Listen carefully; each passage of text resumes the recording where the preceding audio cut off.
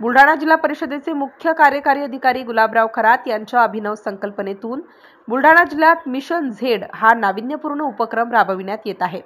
या उपक्रमाअंतर्गत ग्रामीण भागातील गरीब व होतकरू विद्यार्थ्यांना JEE, नीट, CET अशा अभ्यासक्रमाच्या पूर्वतयारीसाठी नामांकित शिकवणीसाठी दर्जेदार शैक्षणिक साहित्य व फीज उपलब्ध करून देण्यात येत आहे।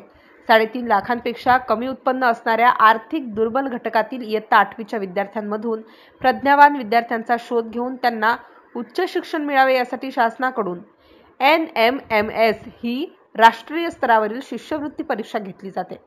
सन 2022-2023 मध्ये जळगाव जामोद तालुक्यातील जिल्हा परिषद शाळेतील तब्बल 68 विद्यार्थी या शिष्यवृत्तीसाठी पात्र ठरले। जिल्ह्यात हा आकडा सर्वाधिक आहे। या 68 विद्यार्थ्यांना 4 वर्षात तब्बल 31 लाखांची शिष्यवृत्ती मिळणार आहे।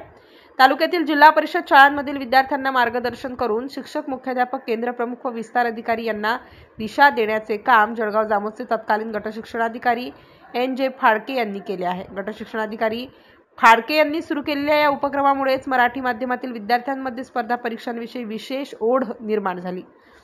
त्याचीच फलश्रुती म्हणून आज जळगाव जामोद तालुक्यातील विद्यार्थी NMMS या परीक्षेत घवघवीत यश संपादन करीत आहेत। मागील वर्षी हा आकडा 65 होता। या वर्षीचा आकडा हा जिल्ह्यामध्ये जळगाव जामोद तालुक्याचा सर्वाधिक ठरला आहे।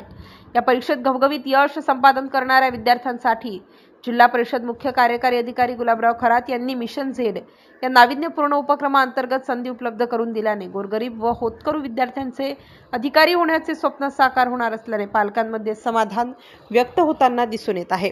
MCN न्यूज मराठीकरिता संपादक राजीव वाढेसह संजय दांडगे, जळगाव।